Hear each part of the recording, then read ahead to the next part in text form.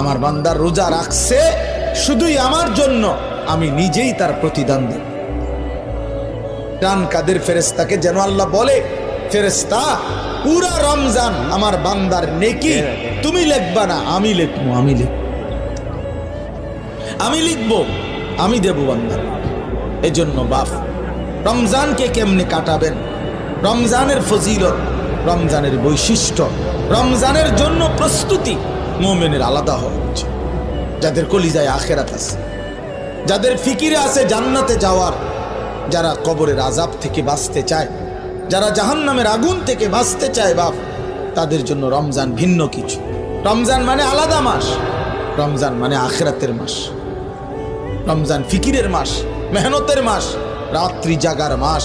রমজান মাসে দিনের বেলা রোজা রাখবে, রাত্রিবেলা রাত্রি জেগে তারাবি পড়বে।